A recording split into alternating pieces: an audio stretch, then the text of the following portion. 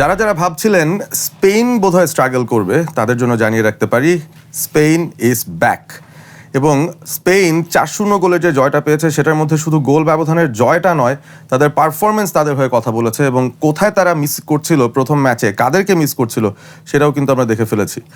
But স্পেনের এই জয়টা আসলে অনুমিতই ছিল। অন্য কিছু জায়গায় আমরা দেখেছি কিছু সারপ্রাইজ। উরুগুয়ে কেপ ভার্দে, স্পেনকে আটকে দেওয়ার পর কেপ ভার্দে উরুগুয়েকেও আটকে দিয়েছে এবং সেখানেও একটা ড্র তারা বের করে নিয়েছে। 2 ম্যাচ পরেও কেপ ভার্দে এখনও পর্যন্ত অপরাজিত। আর অন্যদিকে বেলজিয়াম তারা স্ট্রাগল করেছে ইরানের সঙ্গে 0-0 ড্র, যেখানে ইরানের গোলকিপার তার একটা হিরোইক্স আমরা দেখেছিলাম। এবং সেই সাথে Egypt under the Egyptian king Mohamed Salah, তারাও কিন্তু তাদের প্রথম জয়টা পেয়ে তাদের গ্রুপে একটা ভালো অবস্থানে পৌঁছে গেছে। তবে এই ব্যাপারগুলো ছাড়াও আমাদের সামনে ইম্পর্টেন্ট কিছু ম্যাচ আছে, সেগুলো নিয়ে কথা বলতে হবে। যেখানে আর্জেন্টিনা আজকে রাতে খেলবে, নিশ্চয়ই সেই ম্যাচটা নিয়ে আপনারা অনেক এক্সাইটেড। ফ্রান্সের ম্যাচ আছে ইরাকের সঙ্গে, সেটা নিয়েও আমরা আলোচনা করব। ওয়েলকাম করছি সবাইকে ওয়ালটন স্মার্ট ফ্রিজ প্রেজেন্টস ড্রিবলিংয়ে। ড্রিবল করতে করতে আজকের এপিসোডটাও চালিয়ে দেওয়া যায়। আমি আহমেদুন পারভেজ, আপনাদের হোস্ট, এবং আমার সঙ্গে আজকে গেস্ট হিসেবে যাকে পেয়েছি, ফুটবল অ্যানালিস্ট, ফুটবল এক্সপার্ট, এবং আমরা আপনাকে প্রতিদিনই কোথাও না কোথাও দেখতে পাচ্ছি। So we are happy to have you Ahmed Shayek. Thank you. গত সিজন চলার সময়, প্রি ওয়ার্ল্ড কাপ চলার সময় আমাদের অন্য অনেক জায়গায় অনেকভাবে আলোচনা হয়েছে, কথাবার্তা হয়েছে, এবং আমরা আসলে ওয়ার্ল্ড কাপটি নিয়ে খুব এক্সাইটেডও ছিলাম। ক্লাব ফুটবল দেখার পাশাপাশি ভাবছিলাম যে ওয়ার্ল্ড কাপে কারা কারা ইম্প্যাক্ট রাখতে পারে, কি হতে পারে। তো প্রি ওয়ার্ল্ড কাপ ফেভারিটস হিসেবে কিন্তু স্পেনকে ধরা হচ্ছিলই, বাট তাদের ফার্স্ট ম্যাচটা কেম অ্যাজ আ বিগ শক। ওই সময় পর্যন্ত that was the biggest upset এই ওয়ার্ল্ড কাপে। আরেকটা ম্যাচ খেললো অ্যাগেন্স্ট সৌদি আরেবিয়া। এই ম্যাচটার অ্যাসেসমেন্টটা আপনি আসলে কিভাবে দেবেন? That's my first question. And আসলেই কি তারা লামিন ইয়ামাল এর উপর একটু বেশি ডিপেন্ডেন্ট কিনা টু হ্যাভ দ্যাট কনফিডেন্স?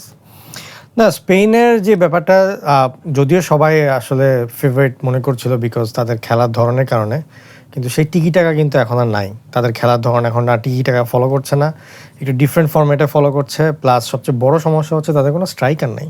মানে মেকশিফট প্লেয়ারকে দিয়ে স্পেন স্ট্রাইকার খেলাচ্ছে, যেটা কিনা প্রবলেমটা কেপ ভার্ডের সাথে তারা আর কি ফেস করলো। এবং এখন নেক্সট যে ম্যাচটা ওরা খেললো, এখানেও যেটা দেখা যাচ্ছিল যে লামিন ইয়ামালের উপরেই আসলে যেটা ভরসা করছিল, যেটা সেকেন্ড কোশ্চেনটা আপনার ছিল, যে কিছু হলে বল ওই পেড্রো পোরো আর লামিন ইয়ামাল এই দুজনের মধ্যেই ট্রাভেল অ্যারাউন্ড করছিল, রাইট উইং থেকে ক্রস, এরপরে জটলার মধ্যে যদি কিছু হয়। কিন্তু ওই রকম ফ্রি ফ্লোয়িং ফুটবল কিন্তু আমরা স্পেনের কাছ থেকে পাচ্ছি না। সো এখন আরেকজন প্লেয়ার অবশ্যই আছে যে নিকো উইলিয়ামস, কিন্তু সে এখন পর্যন্ত ওভাবে ফিট না, যার কারণে সেকেন্ড হাফে লাস্টের দিকে নামছে। সো যদিও কালকে তারা মানে এক ধাক্কা বেশ কিছু গোল পেয়ে গেছে, গোল কিন্তু মিসের সংখ্যা অনেক ছিল। ফারান টরেন্স এবং আরজাবেলের আর কি গোল বেশগুলো মিস হয়েছে, কিন্তু আই থিঙ্ক মানে এরকম ভরসা করে আমি আসলে টপ টিমের সাথে খুব একটা বেশি আশা দেখতে পারছি না। কারণ শুধুমাত্র লামিন ইয়ামালকে আটকিয়ে ফেললেই আমার কাছে কেন জানি মনে হচ্ছে যে একটু হার্ড হয়ে যাবে স্পেনের জন্য একটা কোনো অ্যাটাক বা কোনো কিছু বের করা। সো আই থিঙ্ক মানে জাস্ট কালকের যে আপনার মানে অপোনেন্ট ছিল, সেই অপোনেন্টের হচ্ছে যেহেতু কোয়ালিটি এত হাই লেভেলের না, এর জন্য তাদের আসলে ইজি হয়ে গেছে। বাট আই থিঙ্ক যত খেলা প্রোগ্রেস করবে রাউন্ড অফ 32 or 16, তখন স্পেন অনেক বড় সমস্যায় পড়বে। তার মানে প্রি ওয়ার্ল্ড কাপ ফেভারিটস যাদেরকে ধরা হয়, ওয়ার্ল্ড কাপে আসলে তাদের কারেন্ট ফর্মটা অনেক বেশি বোধহয় প্রভাব ফেলে, এবং অনেক সময় দেখা যায় দে গেট ফাউন্ড আউট। মানে তাদের ট্যাকটিক্সের ব্যাপারে যদি প্রতিপক্ষের একটা ধারণা থাকে, যেমন Cape Verde did it very simply and very easily. মানে একটা পয়েন্টে যে মানে আক্রমণের ভলিউম এত বেশি থাকার পরেও পেনিট্রেট করতে পারছে না, that is disappointing. But Oyarzabal I think could he be the solution স্পেনের জন্য? এই যে 2টা গোলও পেয়েছে, লামিন ইয়ামালের যেই গোলটা সেখানেও তার একটা ভালো অ্যাসিস্ট ছিল, সব মিলে 2টা গোল 1টা অ্যাসিস্ট। সে তো ভাববে যে আমি তো ভালোই করছি অ্যাজ এ স্ট্রাইকার, খারাপ কি? না মানে গোলের সংখ্যা দেখলে তো ধরেন যে কনফিডেন্সটা আসবেই, কিন্তু ইন জেনারেল আমার কাছে মনে হয় যে তারা নিজেরাও জানে তাদের খেলা থেকে যে it's not working as it should be. মানে তারা ধরেন যে ইন জেনারেল যেই টিমে খেলে অভ্যস্ত লিগে, সেখানে যে ফ্রি ফ্লোয়িং ফুটবলটা, পাসিং এবং যে চান্সেস ক্রিয়েশনের দিক থেকে স্পেনের এইবারে চান্সেস ক্রিয়েশনটা শুধুই ওই যেটা বলছিলাম যে লামিন ইয়ামাল নির্ভর। সো ও যদিও আরজাবাল যদিও গোল দিয়েছে 2টা, কিন্তু সেটা কনভিনসিং গোল না, মানে ডিফ্লেকশন ধাক্কাধাক্কি, এখান থেকে ও ফাঁকা পেয়ে গেছে, আর একটা ছিল যে মানে হেডের আর কি এতে সুবিধাতে আর কি ও পেয়েছে। তো যার কারণে আমার যেটা মনে হচ্ছে যে ওই দিন শেষে ঘুরে ফিরে ওইটাই হবে, যে এইরকম ছোট অপোজিশনের এগেনস্টে তারা হয়তো গোল দিবে, কিন্তু যখন বড় অপোজিশন পাবে তাদের ওই এক প্লেয়ার নির্ভর হওয়ার ফলে যে জিনিসটা, যে বায়ার্ন মিউনিখ আর পিএসজির খেলা যদি আমি টেনে নিয়ে আসি সেমিফাইনালে, তখন একবার যখন মাইকেল ওলিসেকে আটকিয়ে ফেললো নুনো মেন্ডেস, এরপরে কিন্তু বায়ার্নের খুব একটা বেশি কিছু ক্রিয়েটিভিটি দেখা যাচ্ছিল না। তো সেই ক্ষেত্রে ওইটাই হবে যে লামিন ইয়ামালকে যদি আমরা আটকে ফেলি, তখন আর ওরা অপশন পাবে না ক্রিয়েটিভিটিটা দেখানোর। সো আমার মতে এই জায়গাটাতেই ওরা সবচেয়ে বেশি প্রবলেমে পড়বে, কারণ যেসব মিডফিল্ডাররা সেন্ট্রালি খেলছে তারা মোরলেস সবাই একটু ডিফেন্সিভ অথবা সেন্টার মিডফিল্ডার, অ্যাটাকিং ক্রিয়েটিভিটিটা আসলে খুব একটা বেশি দেখা যাচ্ছে না। দেখা যাক শেষ পর্যন্ত স্পেন তাদের এই গ্রুপ থেকে নিশ্চয়ই জয়টা তাদেরকে অনেক কনফিডেন্স দেবে। 2 ম্যাচ থেকে 4টা পয়েন্ট, সো প্রবাবলি তারা গ্রুপ চ্যাম্পিয়ন হয়েই হয়তো চলে যেতে পারবে রাউন্ড অফ 32-তে। খেলার ইমপ্রুভমেন্টটা দরকার। একজন ব্রাজিল ফ্যানের সাথে কথা হচ্ছিল আমার কয়েকদিন আগে, এবং তিনি আসলে বলছিলেন যে আমি জিজ্ঞেস করেছিলাম যে আপনি কি ব্রাজিলের খেলা দেখে স্যাটিসফাইড? তিনি বলেছেন যে হ্যাঁ। তো আমি জিজ্ঞেস করলাম যে কেন? উনি তখন বললেন যে কারণটা হচ্ছে 8 ম্যাচের টুর্নামেন্ট, তো আমরা চাই কোয়ার্টার ফাইনালে গিয়ে পিক করতে। প্রবাবলি ওই সিকোয়েন্স মেনটেন করাটা বেটার। যদি আগে পিক করে ফেলি তাহলে সমস্যা। একটা টিমের কথা আসলে বলতেই চাই যারা এখনো পর্যন্ত পিক করতে পারছে না, তারা হচ্ছে Belgium. They had their game against Iran as well. Iran তো এমনিতেই অফ দ্য ফিল্ড অনেক স্ট্রাগল করেই ওয়ার্ল্ড কাপটা খেলছে, তারপরও ফার্স্ট ম্যাচে একটা ভালো ড্র তারা বের করেছিল। বাট এই ম্যাচটায় পার্টিকুলারলি বেলজিয়ামের সাথে আপনি কি এই গোল স্কোরিং কোনো ম্যাচ এক্সপেক্ট করছিলেন? গোল স্কোরিং দুই পক্ষ থেকেই এক্সপেক্ট করছিলাম, নট যে দুইজনই একবারে পারবে না। বাট ফার্স্টে যেটা বলতে হয় যে ইরানের সাইড থেকে বলতে হয় যে ফার্স্ট ম্যাচটাও তারা খেললো নিউজিল্যান্ডের সাথে 2-2 ড্র, আর এটা 0-0 ড্র। যদিও আমাদের কাছে এটা ড্র মনে হচ্ছে, বাট যেই রকম প্রতিকূলতা পার করে তারা ফুটবলটা খেলছে, এরপরেও I think it's going to be very মানে inspiring for all of us. কারণ খেলার দিন ট্রাভেল করে আবার খেলে আবার ট্রাভেল করা, মানে খেলার আগে যে আপনি ট্রাভেলটা করছেন, এই জিনিসটা আপনার হেলথের উপরে অনেক বেশি ইম্প্যাক্ট পড়ে। এবং এই কারণেই ফার্স্ট ম্যাচে নিউজিল্যান্ডের সাথে মানে তাদেরকে অনেক টায়ার্ড মনে হচ্ছিল। সো ওইভাবে করে দেখলে তো আমরা পাচ্ছি না, মানে ইরানের জন্য কোনো মানে প্ল্যাটফর্ম পাচ্ছি না যেটা সবার জন্য সমান। সো অবভিয়াসলি অপোনেন্টের একটু অ্যাডভান্টেজে আছে। তারপরও তারা যে হিরোইক খেলাগুলো দিচ্ছে, এটা আসলে ইন্সপায়ারিং আমি বলবো ওয়ার্ল্ড কাপে। আর বেলজিয়ামের কাছে আমার যেটা মনে হলো যে তাদের আসলে এখন ওই যে টিমের মধ্যে ওই স্পার্কটা নেই, ওই গোল্ডেন জেনারেশন ইজ গন। এখন যারা আছে তাদের মধ্যেও যে ওই ম্যাচ ঘুরিয়ে দেওয়ার যে ক্যাপাবিলিটি সেটা নেই। একজন প্লেয়ার ছিল, তাকে নিয়ে এখন বিভিন্ন রকমের কানাঘুষা চলছে, সেটা হচ্ছে জেরেমি ডুকু। এবং আপনি যদি বেলজিয়ামের ইন জেনারেল খেলা দেখে মনে হবে যে জেরেমি ডুকুর উপরই পুরো বেলজিয়াম টিমটা আর কি নির্ভরশীল। কিন্তু সেও তার হচ্ছে পার্সোনাল রিজনসে খেলবে কি খেলবে না এটা নিয়ে এক ধরনের বিতর্ক হচ্ছে। তো আই থিঙ্ক এখন বেলজিয়ামের কাছ থেকে আসলে খুব একটা বেশি এক্সপেক্টও করছি না। যদি লুকাকো ডি ব্রুইনে তাদের এক্সপিরিয়েন্স দিয়ে কিছু বার করতে পারে, that is the best they can reach. ডিফেন্সে ওরকম কোনো খুব একটা বেশি প্লেয়ার নেই। এখন টসার যদি সেন্টার প্লেয়ার হয় একটা টিমের, so I don't think that's gonna be any like positive side for the letter stages. Group stage পর্যন্ত হয় যে 2টা ড্র করলো, আই থিঙ্ক পরের ম্যাচটা তো ড্র বা জিতলে হয়তো রাউন্ড অফ 32 যাবে, কিন্তু that will be the end of it I think. খুব ভালো ফর্মে তারা নেই, সেটা বোঝা যাচ্ছে। একটা গোললেস ড্র। এবং এই ম্যাচটার একটা ইম্প্যাক্টফুল ঘটনা ঘটেছিল। নেথান এনগয় তিনি 58 মিনিটে গিয়ে নিজেই কিপারকে একটা ভুল পাস দিতে গেলেন, ছোট একটা পাস হয়ে যায়, এবং তারেমি যখন বলটা চেস করছিলেন তিনি পেছন থেকে তাকে টেনে ফেলে দেওয়ার কারণে তাকে লাল কার্ডও দেখতে হয়েছে। তো সেটার পরে বেলজিয়াম আসলে আরো বেশি মোমেন্টামটা হারিয়ে ফেলে। But we have to talk about Alireza Beiranvand. মানে 7টা সেভ, এবং যে একটা সেভ ছিল আই থিঙ্ক প্রবাবলি সেটা প্রবাবলি এই ওয়ার্ল্ড কাপেরই কি বেস্ট সেভ কিনা আমি জানি না। আমি বলবো বেস্ট সেভ, কারণ আপনি এখন পর্যন্ত যতগুলো সেভ হয়েছে সেগুলা মোরালেস কিপার একটা কমফোর্ট জোন থেকে, একটা কমফোর্ট ডিস্টেন্স থেকে আর কি গোলগুলো ঠেকিয়েছে। কিন্তু এই গোলটা ঠেকানোর যে মানে ওয়ে ছিল, সে মাটিতে শুয়ে জাস্ট হাতটা বাড়িয়েছে, এবং যেই পাওয়ার শট মানে তার হাতে লেগে পুরোটাই বাউন্স ব্যাক করেছে। মানে দেন আপনার হাতের যে জোর, মানে মাসল যে স্ট্রেংথ এবং বোন স্ট্রেংথ কত শক্ত হলে বলটা বাউন্স ব্যাক করেছে। এরকমও কিন্তু হতে পারতো যে আমরা দেখেছি যে লুকা জিদান মেসি যে গোলটা ফ্ল্যাপ করে গেছে, ও কিন্তু ধরতে পারেনি, কারণ পাওয়ারে মানে এইখানে পাওয়ারটা এত ছিল যে এক হাতেই সে বলটা বাউন্স ব্যাক করে এত ক্লোজ ডিস্টেন্স থেকে। তো এখানে বোঝা যাচ্ছে যে সে আর কি কত ভালো কোয়ালিটির একটা সেভ করেছে। সো আপনি যে হয়তো বলতে পারেন যে কেপ ভার্ডে বা কুরাসাওয়ের প্লেয়াররা হয়তো 16টা 18টা সেভ দিচ্ছে, but this one save is like a 100 saves মানে, so that যার জন্য I think it will be a highlight of the World Cup. সারা জীবন আমরা এরপরে যখন হাইলাইটস দেখবো এই সেভটা আমরা সবসময় দেখবই। আর মানে আউটস্ট্যান্ডিং, মানে আনবিলিভেবল একটা সেভ আমি বলবো এখানে।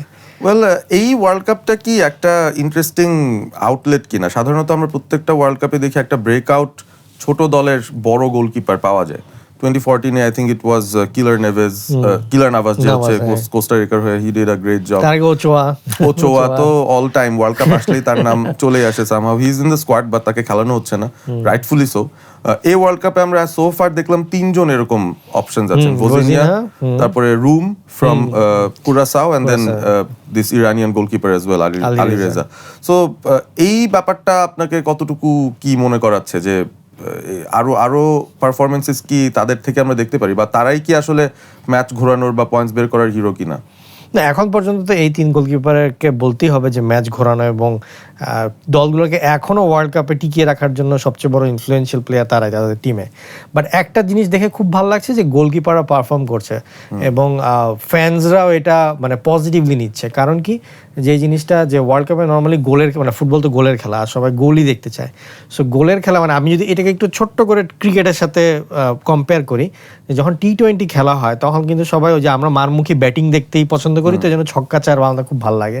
কিন্তু বলারের যে একটা খেলা আছে, যেটা কিনা এককালে ওয়াসিম আকরাম, ওয়াকার ইউনুসরা দেখাতো আমাদেরকে, ওইটা কিন্তু কমে যাওয়াতে ক্রিকেটের প্রতি মানুষের আকর্ষণটাও কিন্তু কমে গেছে।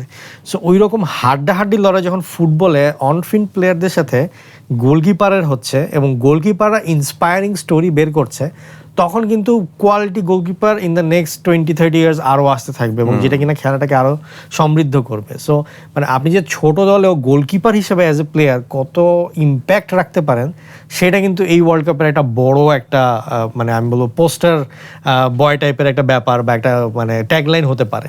সো এই 3টা গোলকিপারই মানে টপ লেভেলে গোলকিপিং করলো, তা আবার ছোট টিমের সাথে। উল্টা আপনি যদি দেখেন বড় টিমের গোলকিপাররা, তারা কিন্তু এখনো ওরকমভাবে পারফর্ম করতে পারছে না। সো যার কারণে এই ওয়ার্ল্ড কাপে আমি এখন পর্যন্ত বলবো যে সবচেয়ে মানে আনপ্রেডিক্টেবল একটা স্টোরি হচ্ছে গোলকিপারদের উত্থান, এবং এইটাই আই থিঙ্ক মানে ওয়ার্ল্ড কাপকে একটা অন্য রকমের একটা মেমোরেবল গোল ওয়ার্ল্ড কাপ করে রাখবে। রাইট, কুরাসাও, কেপ ভার্ডে, ইরান, তাদের গোলকিপারদের নিয়ে আমরা দৈনিক আলোচনা করছি।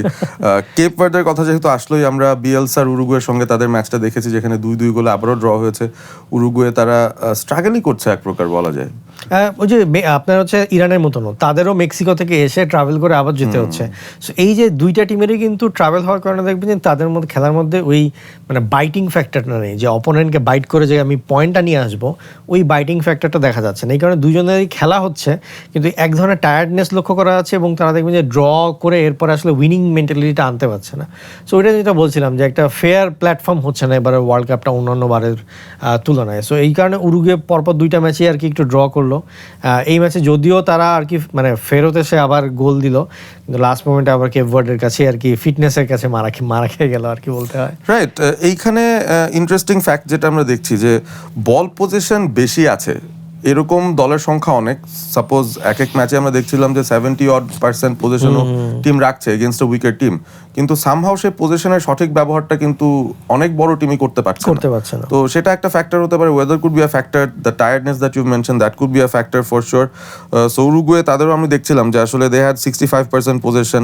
গোল হওয়ার কথা এক্সপেক্টেড গোলস 2.34, মানে অলমোস্ট 3, কিন্তু তারা গোল দিয়েছে 2টা। আর কেপ ভার্ডেরটা ইন্টারেস্টিং, 0.86 XG, সেটা দিয়ে তারা 2টা গোল বের করে ফেলেছে। So this is how the world cup is going. এই হচ্ছে কি অবস্থা। আমরা সামনের ম্যাচগুলোতে চলে যাই, কারণ ওই শুরুর দিকে দেখা গেছে কি যে অনেকগুলো গ্রুপ, শুরুর 4টা গ্রুপের মধ্যে হাই প্রোফাইল টিমের সংখ্যা একটু কম, maybe Brazil is the biggest high profile team, কিন্তু শেষের দিকের গ্রুপগুলোতে কিন্তু প্রত্যেকটা গ্রুপেই একটা করে এরকম ওয়ার্ল্ড কাপ কন্টেন্ডার আছে। অ্যান্ড আজকে রাতেই খুব ইন্টারেস্টিং একটা ম্যাচ হবে। ইচ্ছা করে আমরা কিন্তু একটু ডিলে করে সেখানে এসেছি, কারণ জানি যে এই পয়েন্টটা নিয়ে আলোচনা শুরু করলে শেষ হবে না। লেটস টক অ্যাবাউট আর্জেন্টিনা, যারা তাদের দ্বিতীয় ম্যাচ খেলবে, এবং প্রথম ম্যাচটায় they picked to a different level, এবং প্রথম ম্যাচটায় আলজেরিয়াকে তারা এইভাবে খেলে হারাবে সেটা হয়তো অনেকে ভাবেননি, এতটা সহজভাবে তারা জিততে পারবে অনেকে ভাবেননি। প্রথম কথা হচ্ছে, ম্যাচটা কি আদতেই স্কোরলাইন যা বলছে অতটা সহজ ছিল কিনা, let's just track back a bit, নাকি it was just a Lionel Messi show? আর দ্বিতীয় ম্যাচে এগেনস্ট অস্ট্রিয়া আপনার আসলে এক্সপেকটেশনটা কি, মানে what kind of a team is Austria, এবং তারা আসলে আর্জেন্টিনাকে কোন ধরনের থ্রেট দিতে পারে? আপনার ফার্স্ট ম্যাচে আমি বলবো যে আর্জেন্টিনা সেই হিসাবে কোনো প্রতিপক্ষই ওভাবে পায়নি, বাকি দলগুলো ঠিক যেভাবে পেয়েছে। আপনি জানেন আগের থেকে যে লিওনেল মেসি হচ্ছে ওয়ার্ল্ডের বেস্ট প্লেয়ার, আপনি জানেন যে সে ইনফ্লুয়েন্সিয়াল একটা ফ্যাক্টর, কিন্তু সে বল পাওয়ার পরও যদি 3 হাত পর্যন্ত ড্রিবল করতে পারে, that means your game plan has totally gone wrong. এবং যেটা কিনা আপনার প্রথম গোলটা ছিল আলজেরিয়ার সাথে, 3 হাত মানে মেসি পর্যন্ত ড্রিবল করে যাওয়ার পরে দেখছে যে কেউ আসছে না, তখন মনে হলো যাক আমি শর্ট টাইম মেরে দিই। তো এইরকম তো আপনি অস্ট্রিয়ার সাথে একেবারেই হবে না, কারণ অস্ট্রিয়ার আপনার এই র্যাগনকের হচ্ছে গেগেন প্রেসিংটা তো হবেই, এবং সে সাথে বেশ কিছু প্লেয়ার আছে যে যারা মানে ভালো কোয়ালিটির টিমে খেলে এসেছে, যেরকম ডেভিড আলাবা, স্পিৎজার, আরনটোভিচ এখনও সাবে খেলে, বাট যখন সে আসে সে ইম্প্যাক্টফুল একটা খেলা দিতে চায়। সো যে জিনিসটা হবে যে যদিও কোনো সুপারস্টার মানে 2-3 জন হয়তো সুপারস্টার আছে, বাকিরা কিনা হচ্ছে যে ইন জেনারেল নর্মালি এখন আর কি সুপারস্টার হওয়ার পথে, বাট তাদের ওই যে ক্ষুধাটা আর কি থাকবে যে কন্টিনিউয়াসলি প্রেসিং করার ক্ষেত্রে। আর আপনি যদি এখন আর্জেন্টিনার স্কোয়াড নিয়ে বলেন, তাহলে আমি বলবো যে হ্যাঁ, গতবারের ওয়ার্ল্ড কাপের 11 জনের 10 জনই আর্জেন্টিনা এই স্কোয়াডে খেলছে, কিন্তু ফ্যাক্টর হচ্ছে ওই একটা পজিশন যেখানে কিনা চেঞ্জ হয়েছে, সেটা হচ্ছে ডি মারিয়ার জায়গাটা। কারণ গত ওয়ার্ল্ড কাপে হ্যাঁ মেসি গোল দিয়েছে, হয়তো লাউটারো গোল দিয়েছে, হুলিয়ান আলভারেজ, কিন্তু ইম্প্যাক্টফুল গোলগুলো ছিল ডি মারিয়ার থেকে শুরু অথবা ডি মারিয়ার দেয়া। তো ওই ইম্প্যাক্টফুল জায়গার পজিশনের প্লেয়ারটার ওখানে রিপ্লেসমেন্ট কে হবে এখন পর্যন্ত কিন্তু কেউ মানে কনফিডেন্ট না যে এই প্লেয়ারটা he is going to take us forward. So এক ধরনের চেঞ্জ আমরা অলওয়েজ দেখছি। প্লাস ফার্স্ট ম্যাচে আলমারা খেললো, তার পারফরমেন্সও ওইরকম ছিল না যে আপনি কনফিডেন্ট ফিল করবেন যে আচ্ছা ঠিক আছে we got a replacement. So এই একটা জায়গায় পজিশনিং হয়তো বেশ ভোগাতে পারে, কারণ যখন আপনার মেসিকে আটকায় রাখার চেষ্টা করবে, যখন অন্যান্য ইম্প্যাক্ট প্লেয়ারদেরকে আর কি আটকায় রাখার চেষ্টা করবে, তখন তো একটা ইনফ্লুয়েন্সিয়াল ক্যারেক্টার দরকার পড়বে আপনার ম্যাচটা বের করার জন্য, কারণ সব ম্যাচ কিন্তু মেসি বার করতে পারবে না। সো আই থিঙ্ক এই ওয়ার্ল্ড কাপের প্রথম টেস্ট আমরা দেখব। আর টেস্ট এই কারণে বলছি যে এর আগেও আর্জেন্টিনার মানে এই ওয়ার্ল্ড কাপে আসার আগে যে ফ্রেন্ডলি বা হচ্ছে এগুলো খেলেছে, তারা ওই রকম খুব টপ লেভেলের কোনো টিমের সাথে তাদের খেলা ছিল না। হ্যাঁ, মানে একটু লো প্রোফাইল। ওই জন্য আপনার মানে ইম্প্যাক্টফুল বা এমনি এফেক্টিভ টিম যখন আপনাকে ভালো মতো ডিফেন্ড করবে, প্রেশার দিবে, তখন আসলে এই স্কোয়াডটা কি করবে ওইটা আসলে তখন দেখতে হবে। যদিও মেসি একটা ফ্যাক্টর, হয়তো 90 মিনিটে কিছুই করতে পারবে না, একটা টাইমে গিয়ে এমন একটা পাস বার করবে সেটাতেই খেলা ঘুরে যাবে, বাট তারপরও মানে টেস্ট শুরু আমি বলবো যে আজকের ম্যাচ থেকে আর্জেন্টিনার জন্য। ইন্টারেস্টিং। কিছুটা আর্লি টিম নিউজ আমাদের কাছে এসে পড়েছিল, যেখানে আমরা জানি যে মন্টিয়েল তিনি আসলে ইনজুরি পুরোপুরি ইনজুর্ড, এবং সে কারণে তিনি এই ম্যাচে থাকছেন না, এটা ফর শিওর। মোলিনা স্টার্ট করবেন এরকম একটা খবর আমরা জানলাম। বাট ওই যে কিছু ইম্পর্টেন্ট পজিশনের কথা বলছিলেন যে অন দ্য লেফট ফ্ল্যাঙ্ক আলমাডা, তার পারফরমেন্স কতটুকু আসলে আশানুরূপ ছিল, তার কোনো সাবস্টিটিউট এখানে হবে কিনা। ইভেন লাউতারো মার্টিনেজ, আপনি 2022 ওয়ার্ল্ড কাপের কথা বলছিলেন, আমার তো মনে পড়ে I think he did not score a single goal, এরকমই কিছু একটা ঘটেছিল। এই জন্যই আই রিমেম্বার যে যখন মেসি ট্রফিটা তুলছিলেন, সেও তার পাশে ছিল এবং তাকে সরি বলছিল যে ভাই আমার কোনো কন্ট্রিবিউশন নাই, বাট আই এম সরি, মানে কিছু না কিছু একটা হবে হয়তো সামনে। বাট লাউটারো মার্টিনেজ তিনি কিন্তু যে প্রিপারেটরি যে ওয়ার্ম আপ গেমসগুলো ছিল সেখানে হি ডিড ওয়েল, যদিও আবার প্রথম ম্যাচটাতে গিয়ে দেখলাম মেইন ওয়ার্ল্ড কাপে এসে আবারও কিন্তু সেই ভালো পারফরমেন্সটা আসেনি। সো হুলিয়ান আলভারেজ প্রবাবলি হতেও পারে আজকে লাউটারো মার্টিনেজের জায়গায় স্টার্ট করতে পারেন। আর্জেন্টিনা কোনো উইঙ্গার নিয়ে খেলে না, আউট অ্যান্ড আউট। তো এইটা আপনি আসলে কিভাবে দেখছেন বিষয়টা? কারণ ওরা মাঠটাকে বড় করার জন্য দেখা যাচ্ছে ডিপলকে ওয়াইড রাইটে যেতে হচ্ছে, বা লেফট সাইডেও আলমাদা is not like a proper out and out winger.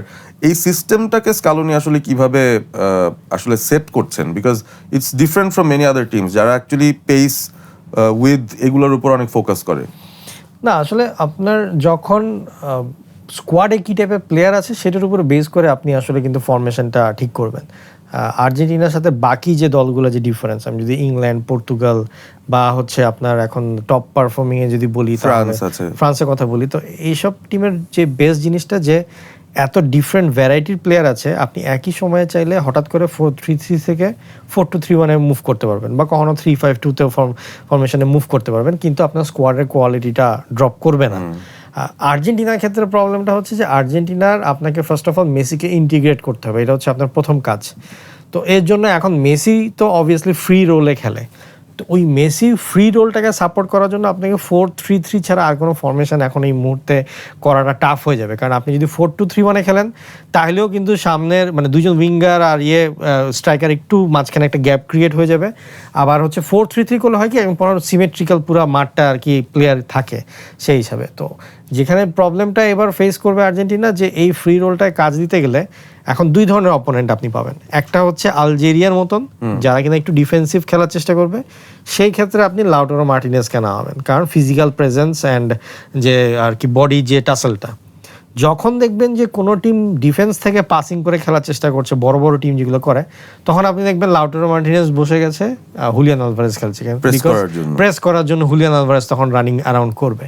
তো এখন এই 4-3-3-তে আপনার সে কি আসলে দিন শেষে দুইটা ওয়াইড স্ট্রাইকার নিয়ে খেলবে, নাকি একটা পজিশনাল স্ট্রাইকার একটা উইঙ্গার নিয়ে খেলবে, এইটাই এখন আসলে তার ম্যাচ টু ম্যাচ ফরমেশনের উপরে ডিপেন্ড করে। সো এইখানেই ফ্যাক্টরটা এসে যায় যে ওই ফরমেশনও যদি চেঞ্জ করতে চায় স্ক্যালোনি, তার কি ওই লেভেলের কোয়ালিটি প্লেয়ার আছে যেটা দিয়ে সে ফরমেশনটা চেঞ্জ করতে পারবে? মানে আজকে পর্তুগাল চাইলে পারবে, ইংল্যান্ড চাইলে পারবে, কিন্তু আর্জেন্টিনা কি পারবে? আর ওইটাই হচ্ছে সবচেয়ে বড় প্রবলেম। এই কারণেই ডি মারিয়ার ফ্যাক্টরটা আমি বলছিলাম যে ওই লেভেলে যদি কোনো উইঙ্গার থাকতো যে কিনা কন্টিনিউয়াসলি রানিং, যে কোনো একটা সাইড ধরে জাস্ট রানিং করবে এবং ওয়াইড একটা স্পেস হেল্প করবে, তাহলে হতো কি, যদি ওয়াইড স্পেসে থাকে তাহলে মেসির জন্য ফ্রি রোমিংটাও ইজি হয়ে যেত, আর একটা স্ট্রাইকারের জন্য পজিশনালটা ধরে রেখে প্রেসিং করা বা দাঁড়ায় থাকাটাও ইজি হয়ে যেত। মিডফিল্ডে কোনো প্রবলেম নেই, আপনার ডিপল, এনজো ফার্নান্ডেজ আর ম্যাকঅ্যালিস্টার, এই তিনজন খেলবে, এই তিনজন একবার কম্বিনেশন ভালো। কিন্তু গোল দিতে গেলে তো ওই আরেকজন যে থার্ড প্লেয়ার, ওইটা তার যে হেল্পটা, ওইটা কিন্তু আপনার অনেক লাগবে, এবং ওই জায়গাটাতে আই থিঙ্ক সবাই হিট করবে অপোনেন্ট, এবং ওইখান থেকে আর্জেন্টিনার মানে যে উইক পয়েন্টটা আর একটু বেশি ওপেন হওয়া শুরু করবে। তো দেখা যাক, seems like a tough challenge. Austria তারা যে গেগেন প্রেসিংটা করে, they will not give Argentina lot of time on the ball, এই বিষয়টাই তাদের আসলে বড় চ্যালেঞ্জ হতে পারে আজকে। বাট তারপরও লিওনেল মেসি মানে বললাম তো লাস্ট মোমেন্টে একটা ঘুরে দিবে। আপনি আর্জেন্টিনার ফ্যান হন বা না হন, ফুটবল যারা ভালোবাসে, it's impossible not to love Lionel Messi যা করছে এই মুহূর্তে। এই সময়টা এসে সে যেভাবে এনজয় করছে খেলাটা, যাই মারছে সেখান থেকে গোল হচ্ছে, একটা মোমেন্ট দেখা গেল যে পুরো 90 মিনিটস অস্ট্রিয়া ভালো খেললো, জাস্ট আর্জেন্টিনা লাস্ট অ্যাডেড টাইমে গিয়ে এমন একটা মুভ নিল এবং মেসি এমন একটা ড্রিবল করলো, সে হয়তো 90 মিনিট ধরে এনার্জি জমায় রেখে অ্যাডেড মিনিটে একটা ড্রিবল করলে একটা ড্রিবলই খেলা বের হয়ে যাবে। সো এইখানে হচ্ছে ব্যাপারটা, এইখানেই হচ্ছে ফ্যাক্টরটা আর কি। ইন্টারেস্টিং। আর্জেন্টিনা অস্ট্রিয়া ম্যাচটা খুব টাফ হবে, বাংলাদেশ সময় রাত 11টায় সেই ম্যাচটা অনুষ্ঠিত হবে। সো নিশ্চয়ই আপনারা সবাই এক্সাইটেড সেই ম্যাচটা দেখার জন্য। আমরা আরও একটা টাইটেল কন্টেন্ডারের কাছে যাই, এরপর আমার শেষ একটা ইম্পর্টেন্ট কোয়েশ্চেন আছে, ওটাতে আসবো। ফ্রান্স সোফার অনেকে বলছেন যে তারা ধারে কাটছে, ভারে কাটছে, মানে ভালো না খেললেও তারা ম্যাচ জিতে যাচ্ছে। তো এইটা কিভাবে তারা করছে?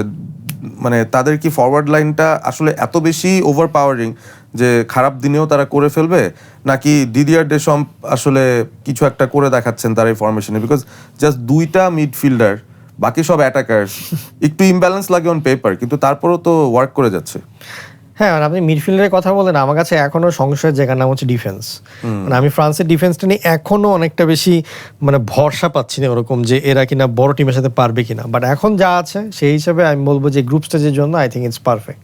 তো যার কারণে আর মানে তাদের কারেন্ট অপোনেন্ট কিন্তু ইরাক, তো আই থিঙ্ক খুব একটা বেশি এই ম্যাচটা খুব সহজেই আর কি পার হবে। আই থিঙ্ক মানে দেশম্ব যেটা করবে যে এই ম্যাচে একটু শাফল করবে, একটু রোটেট করবে প্লেয়ারদেরকে রেস্ট দেওয়ার জন্য। কারণ আপনাকে মনে রাখতে হবে যে ওয়ার্ল্ড কাপ খুব বড়, এক মাসে 8টা খেলা। আপনি কিন্তু লিগে যখন খেলা চলে এক মাসে কিন্তু 8টা খেলা আপনি কখনো খেলেন না, হয়তো 6টা বা 5টা হয়তো দিন শেষে খেলা হয়, কিন্তু 8টা খেলা আপনার ইনজুরি হবে অনেক বেশি। এবং আপনি দেখছেন যে আর্জেন্টিনার ক্ষেত্রে ইনজুরি বলছেন, প্লেয়ার রাফিনাও এখন ইনজুর্ড, এরকম ইনজুরি বহুত হতে থাকবে। সো আপনার সাব বেঞ্চ কত বেশি স্ট্রং এবং রোটেট করতে পারে, এটাই আপনার জন্য একটা পয়েন্ট অফ ভিউ হতে পারে। বাট ফ্রান্সের যেই মানে বেস্ট ব্যাপারটা সেটা হচ্ছে যে অবভিয়াসলি মাইকেল ওলিসে, মানে his passing range and dribbling range is out of this world. মানে এখনকার সময়ের সবচেয়ে মানে মানুষের মনে খুশির খোরাক দেওয়া একজন প্লেয়ার। তো উনি যখন প্যালেসে ছিলেন, আপনার কি মনে হয়েছিল তার সিলিং এত বেশি? মানে আমার কিন্তু দেখে মনে হয়নি, আমার কাছে মনে হতো যে এজে ওলিসে একসঙ্গে প্যালেসে খেলছেন, তখন এজেকে মনে হতো যে তার একটা সিলিং আছে। বাট ওলিসে কি সারপ্রাইজ করছে? Olise went to another level. মানে মানে বায়ার্ন মিউনিখে যাওয়ার পরে ইট ওয়াজ লাইক টপ লেভেলে চলে গেছে। এবং যে জিনিসটা যে ওলিসের যে পাসিং রেঞ্জের কারণে মানে সুবিধা হচ্ছে অবভিয়াসলি আপনার এমবাপ্পের, মানে এমবাপ্পের এক্সপিরিয়েন্স ইজ ডিফারেন্ট লেভেল। মানে সে আসলে একটা ওয়ার্ল্ড কাপ জেতা, মানে ফাইনালে 2টা ওয়ার্ল্ড কাপে, মানে ওই যে কনফিডেন্সটা তার আছে যে সে যাই করুক না কেন ক্লাবে, মানে ন্যাশনাল টিমে তার পারফরমেন্স লেভেলটা অন্য রকমের একটা হয়ে আছে। এবং ফার্স্ট ম্যাচে আপনি দেখেন যেভাবে করে ও খেলাটা বার করে নিয়ে আসলো, ফার্স্ট ম্যাচে কিন্তু সেনেগাল বেশ ভালো প্রেসার দিয়েছে, and then তারাই তো আগে গোলটাও দিল। হ্যাঁ, কিন্তু যার কারণে মানে ওই Mbappe factor will always B A factor in world cup. এবং তার সাথে যখন আপনার ডেজে ডুয়ে আর এদিকে হচ্ছে আপনার মাইকেল ওলিসে আর ওইদিকে দেমবেলে, মানে the only way you can like defeat France is having a inter collision between the players, like Dembele pass দিবে না এমবাপ্পেকে, ওই এরকম যদি কোনো কাহিনী হয় তাহলেই একমাত্র মানে ফ্রান্স ভেঙে পড়বে। এবং ফ্রান্সের অলওয়েজ হিস্ট্রি আছে ওয়ার্ল্ড কাপে গিয়ে প্লেয়ারদের মধ্যে গ্যাঞ্জাম, কোচের মধ্যে গ্যাঞ্জাম, এটা সবসময় আর কি থাকে ফ্রান্সের। কিন্তু ওইটা ছাড়া এই যে অ্যাটাকিং থার্ড বা অ্যাটাকিং যে 4-5 আছে, এখান থেকে আসলে গোল আসবে না এটা মনে করাটাই আসলে একটা মানে অদ্ভুত একটা ব্যাপার। আপনি ডিফেন্স করেন বা হাইলাইন করেন, সামহাউ অর দি আদার তারা গোল বের করবে। So the only way to মানে defeat France is to score more goals than France. So এটা এখন কিভাবে করবে এই দে ডোন্ট নো, মানে কারণ যেভাবে করে আর কি অপোনেন্টের ওদের আর কি মানে স্ট্রাইকিংটা আর কি এত ভালো। সো হোপফুলি এই ম্যাচেও আমি 4-0 5-0 একটা স্কোর লাইন দেখতে পাচ্ছি। আমি জিজ্ঞেস করতে যাচ্ছিলাম স্কোর লাইন, আপনি অলরেডি বলে দিয়েছেন। 4-5 তো আমি দেখতেই পাচ্ছি। ইভেন দো যদি সাবস্টিটিউটও করো তারপরও বারকোলা এসে যদি যেভাবে করে গোল দিয়ে দিবে, আই থিঙ্ক খুব টাফ হবে অপোনেন্টের জন্য আর কি। সো আমরা যদি 3 জন স্ট্রাইকারকে লাইন আপ করি এবারে ওয়ার্ল্ড কাপে যারা মোস্ট লাইকলি গোল্ডেন বুটের রেসে বেশ ভালো অবস্থানে থাকবেন, একজন হচ্ছেন হ্যারি কেইন, একজন হচ্ছেন এমবাপ্পে, আর মেসিকেও রাখতে হচ্ছে because he has the hattrick as well. আমি আলাদা করে হালান্ডকে রাখবো। হালান্ড এজ ওয়েল, আচ্ছা মানে নরওয়ে আসলে কতদূর যাবে সেটার উপর ডিপেন্ড করবে বিকজ বেশি সংখ্যক ম্যাচ পাওয়ার সম্ভাবনা আসলে ইংল্যান্ডের হয়তো বা ফ্রান্সের বা আমার ধারণা মতে এবারে ওয়ার্ল্ড কাপের ডার্ক হর্স হচ্ছে নরওয়ে, এবং they will do very good. যত ম্যাচ যাবে মানুষজন রিয়েলাইজ করবে, কারণ একটা টিমে গোল দেওয়ার লোক লাগে কিন্তু সাথে লাগে গোল মানে বলটা সাপ্লাই করার। So they have every way possible of supplying the ball to Haaland. মাঝখানে ওডেগার্ড আছে আর্সেনালের, রাইট ব্যাকে রায়ারসন আছে জার্মান লিগে আর কি, বেশ ভালো খেলে, স্পেশালি সেট পিসে he is too good. Slot আছে আতলেটিকো মাদ্রিদে, যে কিনা উইঙ্গার হিসেবে খেলে, আবার হাইটও বিশাল বড়। আর নুসা নামে একজন প্লেয়ার আছে, তার dribbling very good on the left. Diomande আর নুসা হচ্ছে লিপজিগের মেন দুইজন প্লেয়ার, মানে আমরা দিয়ামন্দেরটা শুনি, নুসারটা শুনি না। এই ওয়ার্ল্ড কাপে হয়তো নুসারটা শুনবো। আর আপনার ডিফেন্সে তো আইয়ার আছে এবং আরো বেশ কিছু প্লেয়ার যারা আছে, সো সবাই অনেক লম্বা। সো সেট পিসেও তারা they will do very good. So মানুষজন হয়তো নরওয়েকে অভাবে দেখছে না, কিন্তু গোয়িং ফরওয়ার্ড বুঝবে যে Norway is dark horse. Fine, let's rate them তাহলে। আপনার মতে গোল্ডেন বুটটা কে জিততে পারে? Haaland, Messi, Mbappe, Harry Kane? এটা একটা সমস্যা যে ফাইনাল পর্যন্ত কে যাবে সেটার উপর ডিপেন্ড করবে। I think it will be between Haaland and Harry Kane. Haaland and Harry Kane. মানে হালান্ডের প্রবলেমটা হচ্ছে যে, হালান্ডের প্রবলেম ঠিক বলবো না, মানে ও হয়তো কম ম্যাচ পাবে, শেষ পর্যন্ত ফাইনাল পর্যন্ত যাবে না, কিন্তু যে কটা ম্যাচ পাবে প্রত্যেকটা ম্যাচে 2-3টা করে গোল ও দিয়ে রাখবে, যার কারণে ওর সংখ্যাটা বেশি হবে, ম্যাচ কম খেলবে। কিন্তু Harry Kane I think obviously আমার মতে যে ইংল্যান্ড ফাইনাল পর্যন্ত খেলবে এবং প্রত্যেকটা স্টেপেই হ্যারি কেনের গোল দিয়ে যেতে হবে। এবং প্রথম ম্যাচে 2টা গোল পেয়ে ফর্মে চলে এসছে, সো তার পেনাল্টিও দেওয়া হয়ে গেছে, আবার মানে ওপেন মানে সেট পিস থেকেও দেওয়া হয়ে গেছে। So I think Harry Kane এখানে একটা যেহেতু পেনাল্টিটা নেয়, সো সেক্ষেত্রে আর কি it will be a big factor. Interesting. আহমেদ শাহেক কিন্তু বলে দিয়েছেন কথার ফাঁকেই যে ইংল্যান্ড ফাইনাল পর্যন্ত যাবে। তো আমরা এটাও কেটে রাখবো, পরে দেখবো মিলে কিনা। আজকে আমাদের শোতে আসার জন্য অনেক ধন্যবাদ আহমেদ শাহেক, ইট ওয়াজ এ প্লেজার। আপনারা দেখছিলেন Walton smart fridge presents dribbling. আর্জেন্টিনার ম্যাচটা দেখবেন, ফ্রান্সের ম্যাচ দেখবেন, এনজয় করবেন। দেখা হবে আবারও আগামীকাল।